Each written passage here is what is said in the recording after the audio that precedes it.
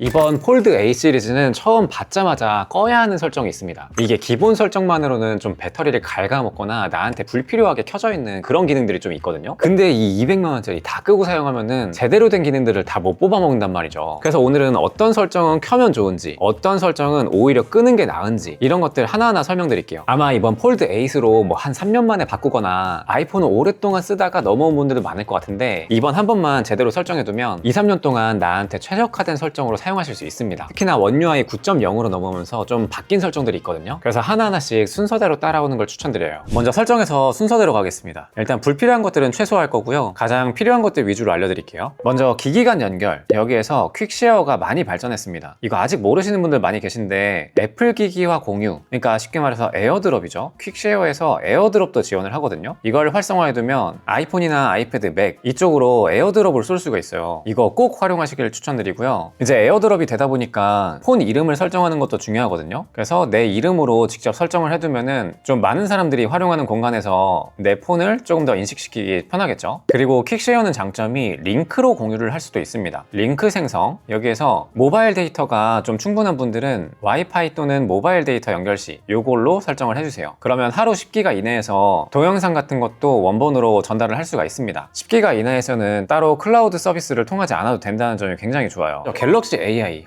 요거 정말 많이 좋아졌죠. 특히나 통화 어시스트, 아마 2, 3년 전에 제 거 보고 설정하셨던 분들은 아직 안 되어 있을 텐데, 이거 사용 중 꼭 온 해주시고요. 여기 통화 스크리닝으로 자동으로 전환, 요거 켜주세요. 그러면 발신 번호 및 스팸 확인, 이거 할 거냐, 요것도 당연히 켜주시고, 스팸 및 보이스피싱 의심 전화 차단, 요거를 눌러주세요. 그러면 밑에 메뉴가 또 추가로 나오는데, 여기서 모든 스팸 및 보이스피싱 의심 전화 차단, 요걸로 할 건지, 아니면 일반 스팸 같은 거 있잖아요. 보이스피싱은 아닌데 좀 귀찮게 하는 거, 뭐 예를 들어서 어떤 고객센터라던가 그런 것들은 차단하지 않을 거다. 그러면은 이 보이스피싱 의심 전화, 요것만 해두시면 됩니다. 모든 스팸까지도 처리를 하게 되면은 가끔은 종종 받아야 되는 고객센터 전화, 이런 것도 차단이 돼가지고 약간은 불편할 때도 있더라고요. 그래서 개인적으로는 요거 밑에 거 옵션을 추천드립니다. 그리고 언어 같은 경우에는 한국어로 해야겠죠? 그리고 실시간 통역, 해외 전화할 때 생각보다 저는 유용하게 사용했습니다. 바로 통화를 걸면서 여기 있는 별표 표시한 다음에 실시간 통역을 하게 되면은 내가 말하는 거, 상대방이 말하는 거, 이런 거를 바로 통역을 해주는 건데, 예를 들어서 여행 같은 거 예약했는데 호텔에다가 전화를 해야 된다. 그럴 경우에 저는 굉장히 유용하게 사용했어요. 여기에서 내 언어는 한국어, 그리고 상대방 언어는 그 해당 지역에 맞게 선택을 해주시면 됩니다. 여기서 개인적인 꿀팁은 내 음성 차단, 이거를 켜게 되면은 내 목소리가 안 들리고 통역된 목소리만 상대방에게 들리거든요. 그러면 이게 그냥 TTS인 줄 알고 자동으로 차단을 해버리더라고요. 어떤 한국말로 하고 있는데 자동으로 통번역 되는 거구나, 이런 거를 상대방이 알면은 은근히 성공률이 괜찮았습니다. 그래서 요거는 그대로 꺼두시는 걸 추천드려요. 그리고 반대로 나는 헷갈리지 않게 요거를 켜두시면은 좀 더 깔끔하게 전화를 할 수가 있습니다. 상대방의 음성이 한국어로 통역돼서 나오거든요. 만약 자주 사용하는 해외 전화가 있다면 그 전화는 특별하게 등록을 해둘 수도 있어요. 항상 통역해줘라. 밑으로 들어가면 다른 앱에서 실시간으로 통역, 이런 설정도 생겼는데, 일반 전화뿐만 아니라 회의 같은 거, 이런 어플에서도 가능합니다. 그리고 밑에 통화 브리프라는 기능이 생겼어요. 이거는 어떤 특정 번호로 전화를 오게 되면은 이 사람이랑 관련 있는 일정이 뭐다, 어떤 내용의 대화였다, 이런 것들을 인식해서 간단하게 정리를 해줍니다. 그래서 전화하면서 뭔가 내가 까먹고 있다, 이런 뉘앙스를 안 풍길 수가 있겠죠. 그리고 밑에 있는 어시스트들, 이것들 웬만하면 하나하나 들어가서 다 켜주세요. 정말 유용한 기능들이 많은데 그 중에서 몇 가지만 설정을 도와드릴게요. 먼저 텍스트 변환 어시스트, 여기에 들어가서 텍스트로 변환된 녹음 내용 요약, 여기를 켜줍니다. 그리고 뒤로 돌아가가지고 음성 녹음을 텍스트로 자동 변환, 요것도 켜주세요. 이렇게 켜두게 되면은 음성 녹음이 됐을 때 텍스트로 자동으로 변환을 해주고요. 이거 시간 얼마 안 걸려요. 그리고 텍스트로 변환된 거를 전부 다 한 번에 빠르게 요약해주니까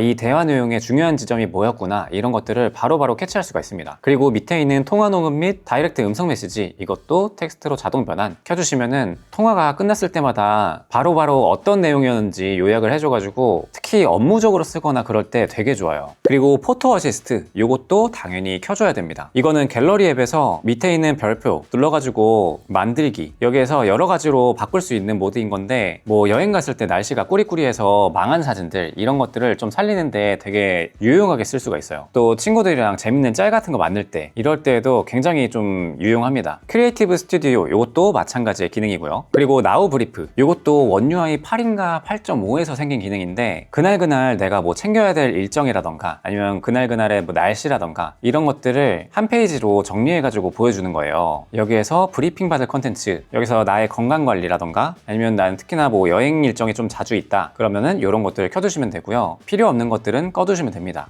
재밌게 이런 운세 같은 거를 추가해둘 수도 있고요. 그리고 나우너치, 이것도 비교적 최근에 들어간 기능인데 이게 화면 안에 있는 텍스트 같은 거를 인식해가지고 나한테 필요한 설정들을 추천해주는 거거든요. 예를 들어서 메시지에 약속 일정이 포함되어 있었다 그러면은 너 이거 캘린더에 등록할래? 이런 것들을 바로바로 알려주는 기능이에요. 참고로 폴드 A 시리즈부터는 펼쳐서 사용했을 때 이 나우너치 기능으로 일정을 등록한다 했을 때 바로 멀티 윈도우로 작동을 해줄 수가 있거든요. 그래서 활용하면 정말 좋은 기능이다. 그리고 알림 하이라이트, 여기 들어와서 알림 요약 들어가 줍니다. 그리고 얘도 활성화해 주세요. 그리고 중요 알림 분류, 이것도 해두시면 약간 필요 없는 스팸 문자 같은 거 있잖아요. 그런 것들은 중요도를 좀 낮추고 나한테 직접 온 메시지 같은 것들, 그런 것들만 별도로 요약해서 알려주니까 안 그래도 알림 많이 오는데 좀 귀찮음을 덜어줄 수가 있어요. 그리고 기기 내에서만 데이터 처리, 이 옵션 같은 경우에는 저는 사용 안함, 꺼야 더 좋다고 생각합니다. 이걸 켜도 웬만한 기능들은 사용 가능하긴 한데 이런 요약 같은 걸 포함해가지고 AI 기능들을 제대로 사용하기 위해서는 이걸 꺼야 돼요. 그리고 소리 및 진동으로 가줄게요. 여기서 음량으로 가주면 AI 어시스턴트, 예를 들어서 네 알겠습니다 이런 대답하는 거 있잖아요. 그 소리는 여기에서 조절할 수가 있습니다.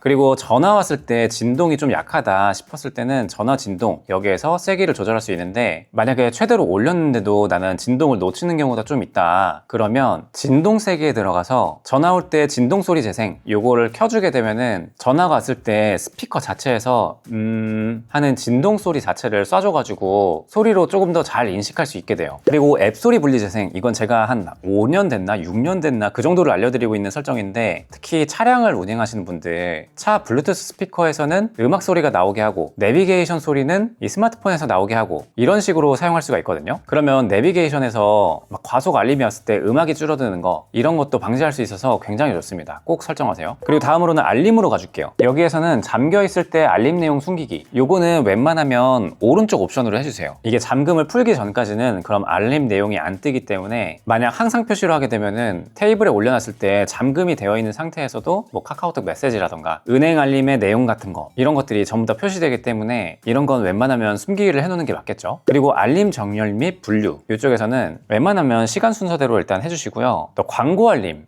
요거 굉장히 효과적이거든요. 그리고 백그라운드 활동, 이것들을 설정해 두면은 불필요한 스팸성이라던가 광고 같은 것들, 그런 메시지들은 하나로 묶어줘요. 그래서 한 번에 지울 수가 있습니다. 그리고 상태 표시 줄에서 배터리 배경 표시, 이런 옵션이 또 새롭게 생겼는데요. 이걸 끄게 되면 %로만 나오긴 하는데 오히려 공간을 더 많이 차지하게 되죠. 켜두고 사용하는 걸 추천드립니다. 만약에 나는 가독성이 더 중요하다 하시면은 요거 끄시면 됩니다. 그리고 잠금하면 여기에서는 소리 알림만 표시, 요거를 켜주세요. 이걸 켜두게 되면 내가 알림을 꺼둔 단톡방 같은 거 있잖아요. 그런 것들은 아예 표시도 되지 않거든요. 그래서 훨씬 더 깔끔하게 알림창을 쓸 수가 있습니다. 방해 금지로 가줄게요. 여기에서는 기간 설정, 이거를 직접 끄기 전까지 요걸로 설정해 두시면 방해 금지를 클릭할 때마다 뭐 몇 시까지 할까요? 이런 거를 따로 묻지 않고 바로 적용이 되기 때문에 이게 훨씬 더 편하더라고요. 만약에 나는 시간 지정하고 싶은데 그렇다면은 방해 금지 모드를 길게 클릭하면은 뭐 2시간 동안 하겠다 이런 식으로 설정을 할 수가 있어요. 그래서 이 설정에서는 직접 끄기 전까지로 바꿔라. 근데 방해 금지 모드 한다고 해서 모든 전화를 다 안 받으면 안 되겠죠. 여기도 옵션을 알려드릴게요. 전화 및 메시지로 가서 뭐 중요한 거래처라던가 아니면 가족 연락처를 여기에 등록해 두면 그 사람에게서 온 전화나 메시지는 그대로 알림이 오게 돼요. 그리고 2번 이상 걸려온 전화, 이 옵션을 켜두게 되면 정말 급해서 2번 연속으로 전화하는 것들, 그런 것들은 그대로 또 알림이 울리기 때문에 이런 걸 또 받을 수가 있겠죠. 그리고 밑에 있는 알림 숨기기로 가줍니다. 여기에서는 전체 화면 알림 숨기기 해주세요. 이렇게 하면 방해 금지였을 때 여기에 따로 알림이 안 뜨게 되거든요. 안 그래도 핸드폰으로부터 방해받지 않겠다 이런 모드를 따로 설정한 거니까 굳이 저는 알림을 표시할 필요는 없다고 생각하는데 방해 금지만 하고 싶고 알림은 다 보고 싶어 그렇다면은 이 옵션을 꺼두시면 됩니다. 그러면 방해 금지 모드를 하더라도 알림은 이렇게 볼 수가 있어요. 그리고 고급 설정, 여기에 가줍니다. 여기 알림 기록에 가면 최근에 왔던 알림 같은 것들, 지난 알림들을 볼 수가 있어요. 근데 이거보다 조금 더 강력한 기능이 있는 게 있으니까 그건 조금 이따가 알려드릴게요. 여기에서는 다시 알림 버튼 표시, 요거를 켜줍니다. 그러면 중요한 알림이긴 한데 좀 나중에 답장하고 싶다, 그래서 알림이 다시 왔으면 좋겠다 그랬을 때 이걸 밑으로 내려서 오른쪽 아래 벨 표시가 나오거든요. 그러면 나 30분 있다가 다시 알려줘, 이렇게 설정하면 30분 있다 방금 전 그 알림이 다시 오게 돼요. 나중에 답장해야 될 때 되게 좋겠죠. 더 놓치면 안 되는 알림은 알림 반복도 가능합니다. 만약 어떤 특정 어플이 정말 중요한 업무용 앱이다, 그거를 반복 반복적으로 알림이 오도록 하면 5분마다 계속 울리게 하겠다, 이런 식으로 설정을 할 수가 있습니다. 그리고 밑에 있는 재난 문자로 들어가 줄게요. 기본적으로 다 활성화가 되어 있을 텐데 요즘에 오는 거의 대부분의 것들이 뭐 날씨에 대한 알림이잖아요. 그 날씨 정보가 중요하신 분들은 이걸 켜놓으시되, 근데 대부분은 뭐 폭염주의 뭐 이런 거에 대한 내용이라서 그런 알림은 딱히 불필요하다 하시면은 이걸 꺼두시면 됩니다. 그러면 다 같이 회의실에 있을 때 재난 문자 울리는 거, 이런 거를 좀 방지할 수가 있겠죠. 그리고 중요한 디스플레이 이쪽으로 가줄게요. 여기에서는 글자 크기와 스타일, 이거를 본인이 불편하지 않은 수준에서 가장 작게 표시해 주세요. 폴드 8 같은 경우에는 커버 화면에서 표시할 수 있는 내용이 좀 한정적이라서 이런 글자 크기를 작게 할수록 내용 표시가 더 많이 되거든요. 그리고 화면 레이아웃 및 크기, 여기에서도 마찬가지로 내가 불편하지 않은 수준에서 최대한 작게 표시해주면 같은 공간에서 훨씬 더 많은 내용을 포함할 수가 있습니다. 지금 저는 여러분들 보여드리기 위해서 조금 크게 설정을 할게요. 그리고 엣지 패널, 이거는 오른쪽에 숨겨져 있는 엣지 패널을 불러올 수 있는 이런 기능인데, 이거는 사용 중으로 바꿔주시고 패널에 들어가서 앱이랑 클립보드, 그리고 그 외에는 필요해 보이는 것들, 이런 것들을 추가해 두시면 됩니다. 이 두 가지 정도는 필수로 하는 걸 추천드려요. 그리고 핸들 위치 및 스타일, 여기에서는 이 핸들을 어디에 위치시킬 건지 이런 것들을 조절할 수 있는데, 제가 추천드리는 건 이 전원 버튼보다 조금 더 높게 설정하는 거를 추천드립니다. 훨씬 더 낮게 있으면 스와이프 할 때 엣지 패널이 열려가지고 좀 불편하더라고요. 그리고 만약에 엣지 패널 위치가 익숙해졌다 하면은 이 투명도를 최대로 높여가지고 안 보이게 해주시면 됩니다. 이 엣지 패널 같은 경우는 활용을 어떻게 하냐면, 꺼내가지고 여기 연필 표시 이쪽에 들어와서 나한테 불필요한 것들은 마이너스로 없애주고, 나한테 필요하다 아니면 내가 자주 멀티화면으로 쓸 거다 하는 것들은 이렇게 추가해 두시면 됩니다. 그러면 필요할 때마다 그때그때 이렇게 전환을 할 수가 있어요. 참고로 저처럼 자주 쓰는 앱 페어 같은 경우에는 이 두 개를 동시에 등록해서 빠르게 분할 화면으로 갈 수 있거든요. 이걸 어떻게 하는지 알려드릴게요. 먼저 자주 쓸 법한 그런 앱 조합을 먼저 만들어야 되는데, 예를 들어서 계산기 어플이랑 뭐 주식 어플이라고 해볼게요. 이렇게 어플을 멀티 윈도우로 만들어 주시고 가운데를 눌러보면 별표 표시가 있습니다. 그러면 엣지 패널에다가 등록을 할 수가 있어요. 그럼 필요할 때마다 바로 이 버튼을 눌러서 앱 페어로 들어갈 수가 있는 거죠. 참고로 이거는 3개까지 등록이 가능하거든요. 대신에 안에 내부 화면에서 그래요. 저는 AI를 이렇게 3가지를 자주 사용해서 이렇게 등록을 해두었습니다. 자, 그리고 다시 태스크바, 이런 게 지금 활성화가 안 되어 있죠. 이것도 마찬가지로 커버 화면이라서 안 되는 거거든요. 화면을 펼치게 되면 이렇게 태스크바가 활성화가 됩니다. 이 태스크바라는 거는 밑에서 올렸을 때 여기 있는 어플들의 나열을 말하는 거거든요. 여기에서는 당연히 사용 설정 해주시고, 최근 및 추천앱 표시, 이거는 최대 4개까지 가능한데 나는 자주 앱 전환을 한다 그러면은 이걸 4개를 켜두시는 걸 추천드려요. 그러면 최근에 사용한 순서대로 이렇게 점점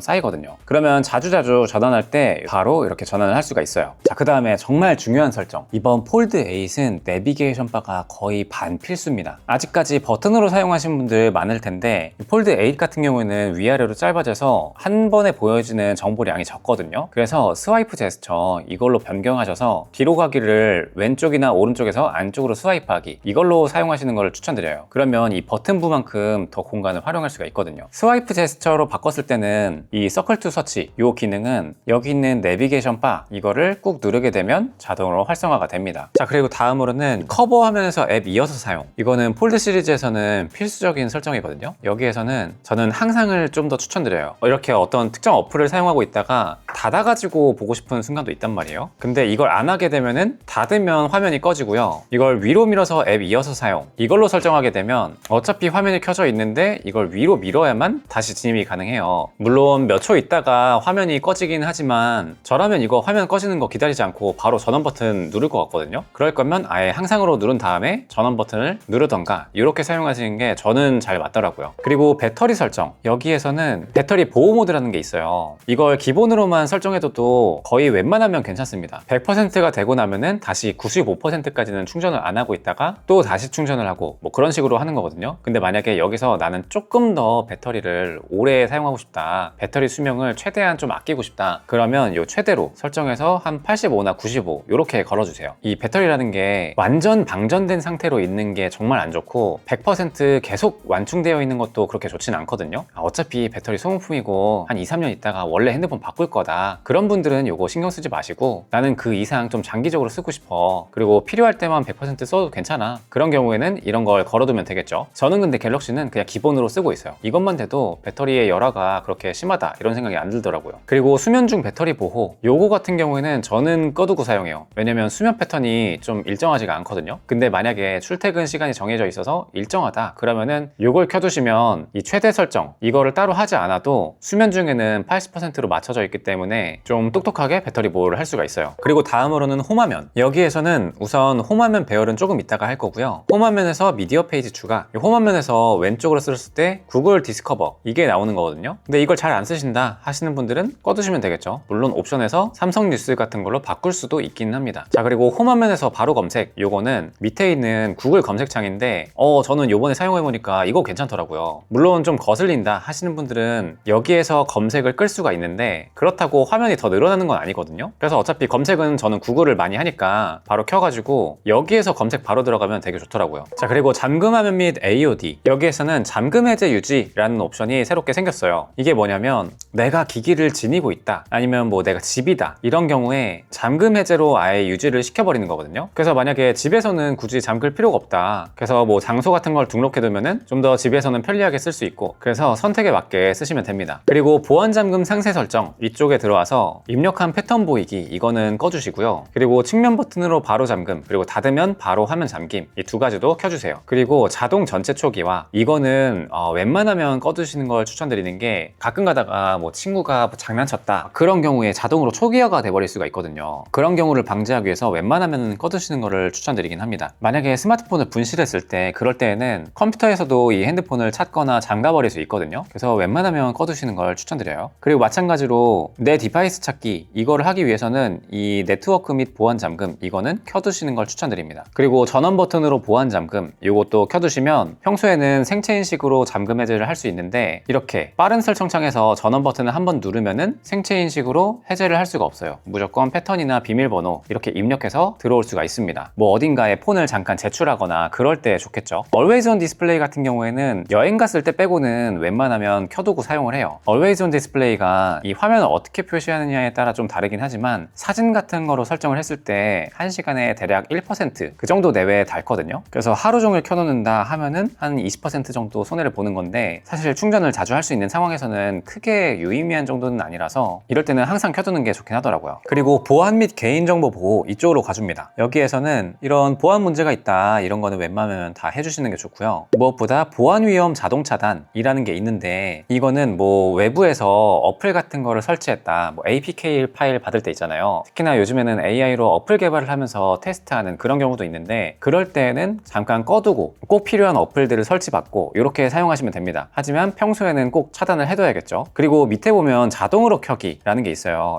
이걸 해제하고 나서 30분 후에 다시 요 보안 차단을 하겠다 이런 건데, 요거는 활성화해 두는 게 좋습니다. 그리고 최대 제한이라는 옵션이 새롭게 생겼는데요. 요걸 설정하게 되면 뭐 여러 가지 보안이 더 강력해지는 건 있지만, 그나마 우리가 일상에서 좀 체감이 될 만한 거는 사진을 공유할 때 원래 위치 정보도 같이 날아가게 되거든요. 그런 것들을 미리 애초에 차단시켜줘 가지고 이런 점들이 일상생활에서는 좀 체감을 할 만한 요소인 것 같아요. 그리고 보안 기능이 없는 와이파이에 자동으로 연결되는 거 이런 것들도 차단을 할 수가 있고요. 그리고 기타 보안 설정, 미사용 감지 시 재시작이라는 게 있는데, 뭐 쉽게 생각하면 3일 동안 사용 안 했을 때 자동으로 껐다 켜서 잠금 처리로 해야겠다 뭐 이런 거거든요. 보통 3일 동안 사용 안 하는 경우는 일반적으로 분실한 경우니까 이거를 켜두면 조금 더 좋긴 하겠죠. 그리고 보안 와이파이라는 거, 이런 거 있는 기능 아셨나요? 공용 와이파이 같은 거 이런 거 잡을 때 전 가능하면 VPN을 쓰는 걸 추천드리는데, 만약에 VPN 유료로 사용하는 거 싫다 하시는 분들은 임시로 사용할 때는 보안 와이파이 이런 걸 쓰시면은 굉장히 좋습니다. VPN이랑 거의 비슷한 기능이에요. 근데 무료로 1기가까지 사용을 할 수가 있어요. 그래서 뭐 잠깐 연결하는 정도, 그 정도에서는 뭐 메시지 주고받고 이런 건 충분해서, 뭐 해외 호텔 가가지고 와이파이 잡아서 잠깐 뭔가 처리를 해야 된다 뭐 그런 경우에는 이런 보안 와이파이 이렇게 보호 눌러주시면은 안전하게 사용할 수가 있습니다. 그리고 화면에 앱 고정 허용이라는 옵션이 있는데, 이걸 켜두게 되면 이 최근 앱 보기 화면에서 아이콘을 클릭했을 때 화면의 고정이라는 걸로 할 수가 있습니다. 예를 들어서 누군가한테 잠깐 핸드폰을 맡길 때, 나 이것만 하나만 볼게 할 때 그 어플만 보도록, 다른 걸로 전환을 못 하도록 홈화면도 갈 수가 없어요. 그리고 해제할 때는 지문 인식을 해서 다시 빠져나올 수가 있어요. 그리고 개인정보 보호에서 내 카메라나 마이크 아니면 위치 이런 것들을 어떤 어플들이 사용했는지 훨씬 더 직관적으로 볼 수 있게 바뀌었어요. 그래서 이 어플은 카메라가 필요하지 않은 어플 같은데, 그런 경우에는 그걸 봐가지고 바로 차단을 해버릴 수도 있는 거죠. 그리고 안전 및 긴급으로 가줍니다. 여기는 의료 정보 같은 거 미리 입력을 해두시면 긴급 상황 같은 게 있었을 때 뭔가 조금 더 도움을 받을 수가 있겠죠. 그리고 재난 문자 말고 재난 알림 같은 경우에는 켜두는 걸 추천드립니다. 이거는 해당 지역의 뭐 자연재해 같은 거 아니면 공공의 비상 상황 이런 거에 대한 알림이기 때문에 조금 더 중요한 정보겠죠. 일반 폭염 주의하세요 이 정도의 알림보다 조금 더 높은 수준이다 이렇게 생각하시면 돼요. 자, 그리고 유용한 기능으로 가줄게요. 여기에서 빅스비를 많이 안 쓰시는 분들은 음성 호출 안함 이걸로 사용하면 이 두 가지 말을 둘 다 인식하지 않기 때문에 내가 원치 않을 때 나오는 거 이런 거를 방지할 수가 있어요. 근데 빅스비는 꽤나 똑똑해서 내 목소리에 대한 데이터를 등록해 두면은 다른 사람이 불렀을 때 잘 인식을 안 하더라고요. 측면 버튼에 와서 빅스비보다는 디지털 어시스턴트, 그러니까 제미나이죠. 요거를 조금 더 자주 쓰는 게 좋지 않을까 싶어요. 물론 여기에서 퍼플렉시티로 바꿀 수도 있습니다. 그리고 모든 기능들을 제대로 쓰기 위해서는 화면 및 앱 데이터 사용 요거를 켜주시면은 이 화면에 보이는 정보까지 전부 다 인식해서 조금 더 내가 보고 있는 상황에 대한 더 정확한 정보를 받아볼 수가 있죠. 만약에 빅스비를 잘 사용하시는 분들은 잠금 상태에서 사용 요거를 활성화해 주세요. 그래야 잠금 상태에서도 막 누구한테 전화해줘 이런 것들도 인식하게 됩니다. 자, 그리고 실험실에서는 모든 앱에서 멀티 윈도우 지원 이거를 활성화해 주세요. 그러면 이 멀티 윈도우에 최적화되지 않은 어플이어도 멀티 윈도우를 전부 다 쓸 수가 있거든요. 물론 최적화는 안 되어 있을 수 있지만. 그리고 멀티 윈도우에서 여기 있는 것들은 전부 다 활성화를 해줍니다. 폴더블은 멀티 윈도우를 사용할 경우가 굉장히 많아요. 그래서 분할 화면으로 사용하고 싶을 때는 밑에서 위로 두 손가락 업, 그리고 팝업 화면으로 쓰고 싶을 때는 이렇게 모서리 부분을 끌고 와서 팝업 화면으로 사용하기, 이런 것들을 빠르게 전환할 수 있으니까 다 설정해 두시면 됩니다. 그리고 모션 및 제스처에서 또 새롭게 생긴 기능이 있는데 손바닥 터치로 화면 끄기. 이건 워치 같은 경우에 손바닥으로 덮으면 화면이 꺼지잖아요. 이거랑 똑같은 기능이에요. 전원 버튼 눌러서 끄기 좀 그렇다 그럴 때 이 옵션을 켜게 되면은 손바닥으로 눌렀을 때 화면이 꺼집니다. 근데 저는 솔직히 이거를 자주 쓰지는 않더라고요. 자, 그리고 화면 캡처 및 화면 녹화 여기에 들어와서 캡처 후에 툴바 표시 그리고 공유 후에 삭제 요거는 웬만하면 켜주세요. 캡처 후에 툴바가 표시가 되고 여기에서 공유 버튼 이걸로 누르게 되면은 공유하고 나서 이 사진을 굳이 갤러리에 남기지 않는 옵션입니다. 그리고 밑에 가면 자동 최적화라는 게 있어요. 여기에서 자동으로 다시 시작 요거를 일주일에 한 번 정도는 적어도 걸어놔 주세요. 스마트폰 안 끈지 정말 오래됐죠. 그래도 가끔 한 번씩 꺼주면은 뭐 어떤 특정 웹페이지가 안 열리라던가 막 그런 문제 같은 것들 바로 해결되는 경우가 많으니까 가끔 한 번씩은 끄는 걸 추천드립니다. 그리고 수리 모드라는 게 있는데요. 이건 이제 서비스 센터에서 폰을 맡길 때 그때 이걸 켜고서 제출하게 되면은 개인 데이터에는 접근할 수 없도록 그렇게 만들면서 핸드폰은 해제시켜주는 그런 거라고 생각하시면 됩니다. 아무리 삼성 서비스 센터라고 하더라도 내 폰을 그대로 열어가지고 주는 건 좀 그렇잖아요. 그래서 이런 모드가 따로 있다는 점 알고 계시면은 한 번쯤은 정말 유용하게 쓰실 거예요. 그리고 애플리케이션 여기에 들어와서 기본 앱 선택 여기에 들어가 줍니다. 그러면 브라우저 앱이 원래 삼성 브라우저로 기본으로 되어 있을 텐데 뭐 크롬으로 바꾸고 싶으면 크롬으로 바꾸시고, 만약에 내가 기본 앱을 잘못 설정했다 근데 어디서 바꿀지 모르겠다 하면은 여기에서 바꾸시면 됩니다. 필요한 경우에는 전화 앱도 뭐 다른 걸로 바꿀 수가 있고요. 그리고 일반으로 들어가서 키보드 설정 좀 바꿀게요. 기본 키보드가 일단 삼성 키보드로 되어 있을 텐데 여기서 톱니바퀴 눌러주시고 밑으로 내려가서 크기와 투명도 여기에서 이 사이즈를 최소화 시켜주세요. 어차피 오타 나는 거는 좌우 폭에서 오타가 좀 많이 나지 위아래는 괜찮거든요. 그래도 최대한 카톡 같은 거 쓸 때 창을 좀 길게 보기 위해서는 이런 거를 해주셔야 됩니다. 자, 그리고 이제 굿락을 설치해 주셔야 되는데 이거는 스토어라는 어플에서, 옛날에는 갤럭시 스토어였죠. 이 스토어 앱에서 굿락을 설치할 수가 있습니다. 그렇게 굿락을 설치해 주시고 들어오면 여러 가지 앱들이 있어요. 여기서 먼저 홈업 다운받아 주시고요. 홈업을 들어가 줍니다. 그러고 나서 홈화면 이걸 활성화한 다음에 들어가면 커버화면 배열 숫자를 바꿀 수가 있어요. 원래는 4 곱하기 6까지인가? 세로로 6까지밖에 아마 안 될 텐데 가로로도 7로도 바꿀 수도 있고요. 근데 제가 사용했을 때 가장 최적화된 거는 5 곱하기 7이 가장 맞긴 하더라고요. 그리고 앱스 화면도 마찬가지로 동일한 배열로 바꿔주세요. 그리고 홈화면에서 좀 독특한 거 보셨나요? 앱 배열이 굉장히 작게 되어 있죠. 저는 여기서 이걸 터치하면 바로 어플로 들어갑니다. 이거는 폴더 구조로 만들어주면 되는데요.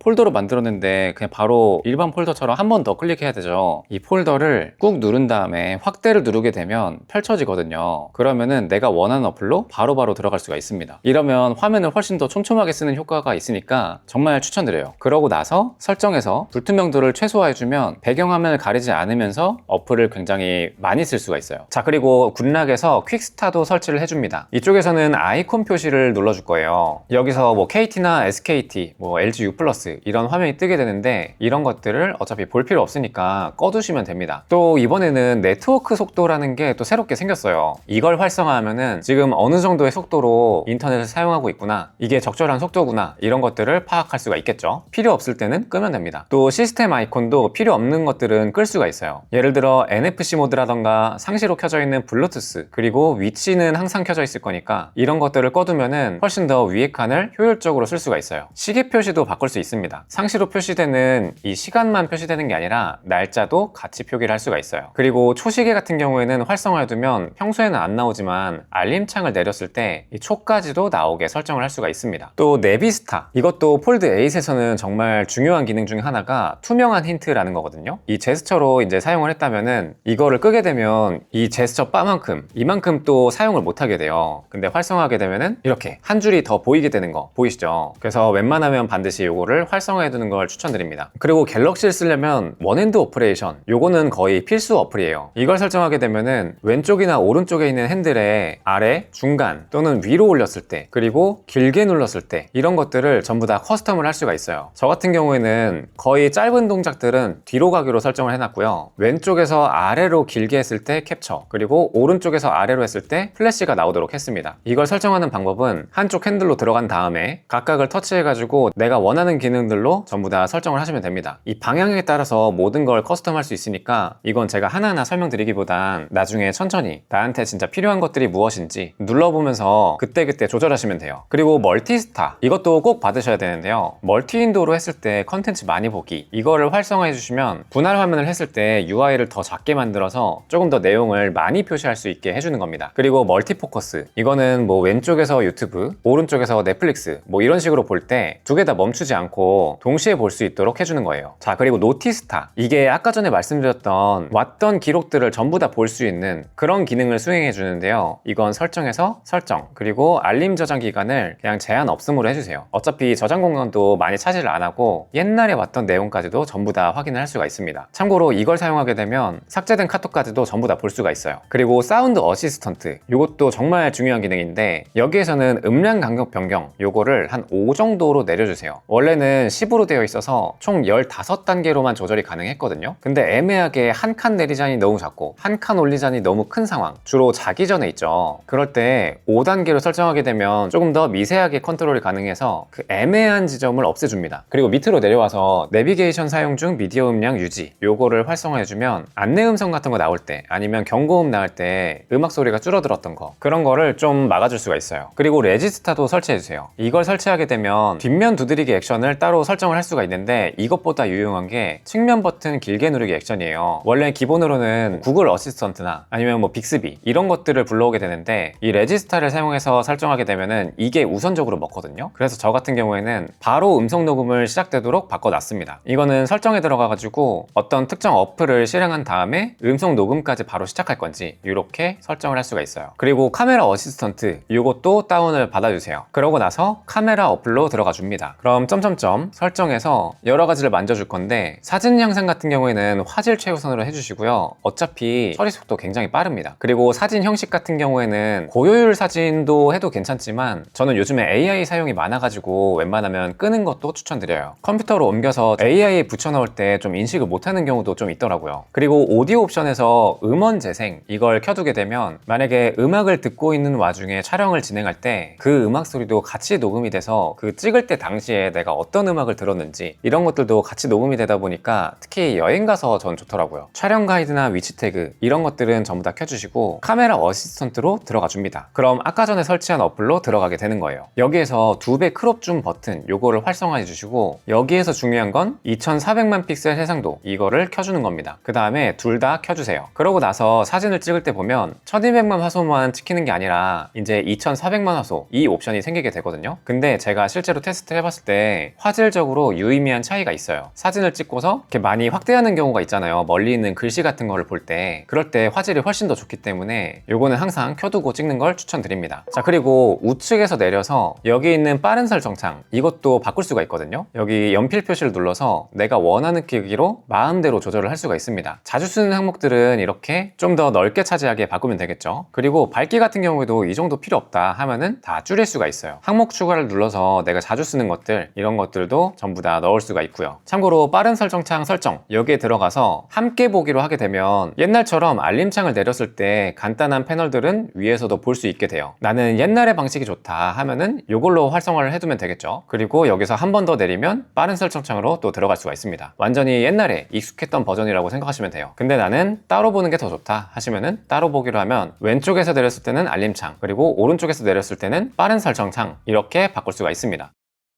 자, 오늘 이렇게 갤럭시 폴드 8 꼭 해야 하는 설정들에 대해서 알려드렸는데, 폴드 8 관련해서 좀 괜찮은 액세서리라던가 이걸 더 잘 활용할 수 있는 꿀팁들 잘 연구하고 있으니까 지금 구독 눌러주시고 조금만 기다려주세요.